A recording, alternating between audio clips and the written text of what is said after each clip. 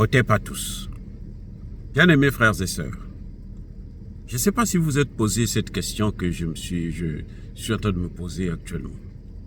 J'ai l'impression que la CEDEAO tient absolument à voir Bazoum sortir de prison. Quitte à ce que Bazoum soit au Burkina Faso ou au Mali.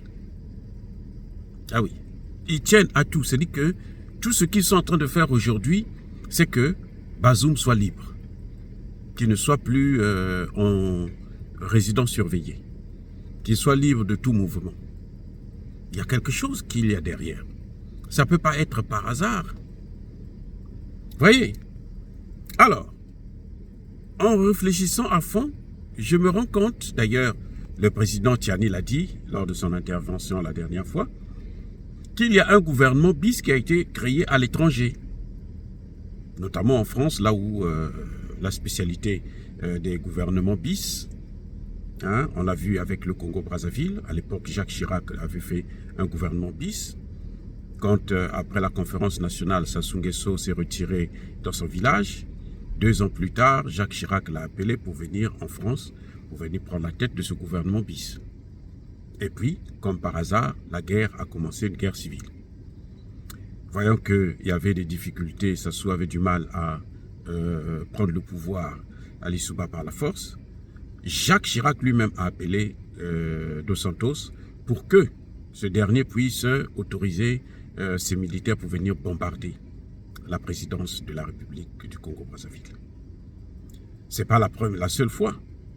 Après ça, il y a eu le gouvernement bis d'Alassane Ouattara, qui avait pour premier ministre Guillaume Soro, qui est là aujourd'hui, que beaucoup de gens attendent à voir jouer un rôle important dans la vie politique de la Côte d'Ivoire. Il y avait un gouvernement bis aussi. Et c'est Alassane Ouattara qui a autorisé, qui a mis son cachet, hein, pour que la France puisse intervenir avec l'OTAN et notamment les Américains. Et puis on sait ce que ça a donné, plus de 20 000 morts, et voilà les conséquences. Donc aujourd'hui, c'est une situation différente. C'est que le ministre, et plutôt le président, est en détention. Il est en résidence surveillée. Donc un président qui est en résidence surveillée ne peut pas donner l'autorisation. Ce serait assez ridicule, même au niveau international. Donc, la CEDEAO aujourd'hui, à la demande de la France, se bat corps et âme pour que Bazoum soit libéré, soit exfiltré. Vous vous souvenez de la tentative d'évasion de Bazoum? C'était justement pour ça, pour venir prendre la tête de ce gouvernement. Et à ce moment, maintenant, ils peuvent, lui, en tant que président légitime, peut légaliser une intervention. Parce que eux, ils vont se dire que c'est lui, puisque eux, ils ne reconnaissent pas le président Tiani. En fait, ils le reconnaissent à demi-mot. Hein. Un coup, on dit qu'on ne le reconnaît pas. Un autre coup, on pose des actes où on ne le reconnaît pas. On l'a vu aux Nations Unies. On l'a vu lors du dernier sommet de la CEDEAO, où on a fait venir l'ancien Premier ministre et l'ancien ministre des Affaires étrangères pour venir représenter le Niger.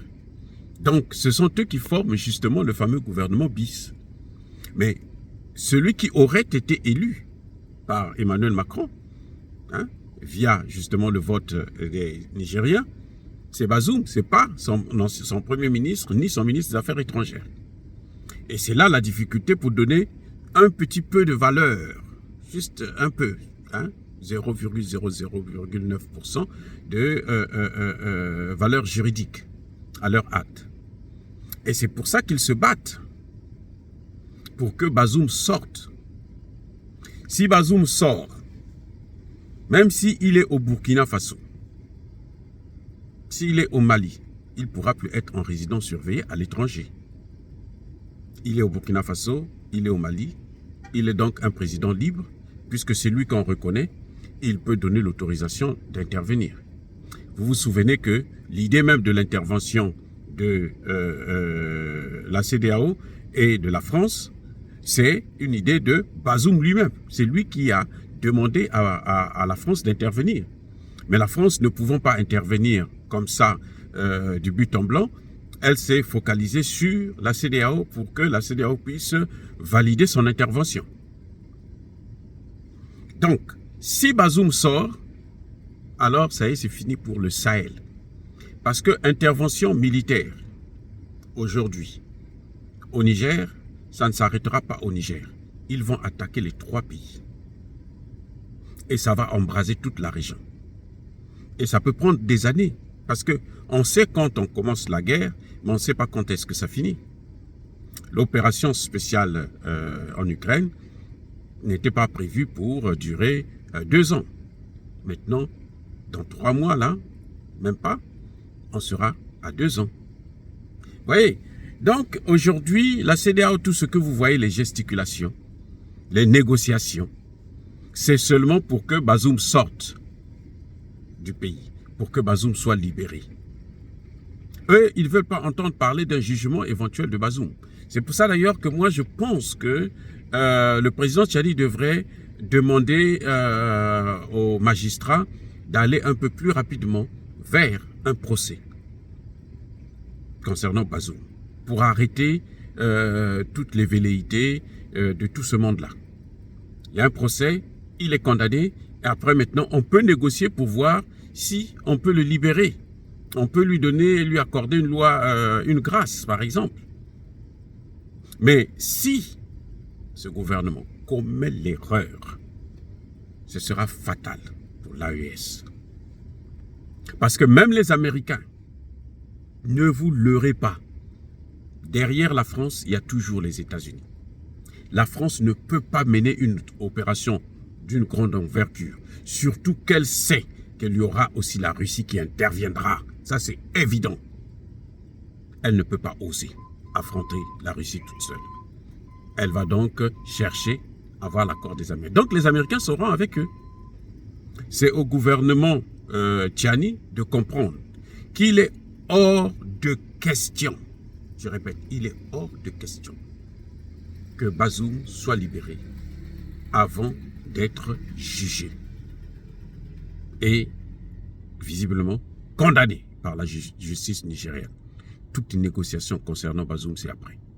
De toutes les façons, le gouvernement Tchani ne devrait plus craindre quoi que ce soit puisque les sanctions, il les subit déjà.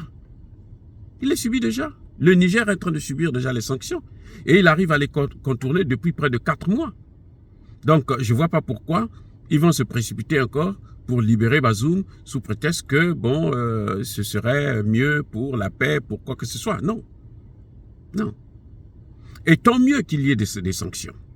Parce que ça légitime la construction, justement, de l'aspect politique et économique de l'AES. C'est-à-dire la confédération, ou plutôt la fédération, et puis la création d'une monnaie commune des 3 pays. Et nous attendons ça de pied ferme. Oh, bien aimés frères et sœurs, dire cela c'est inciter à la haine ou à la violence. Non. Yaba, colère, ve, yamalebe. Encore une fois de plus, soyez bénis. Je persiste et je signe. Soyez abondamment bénis par le Dieu des Kémites et par nos ancêtres angélistes.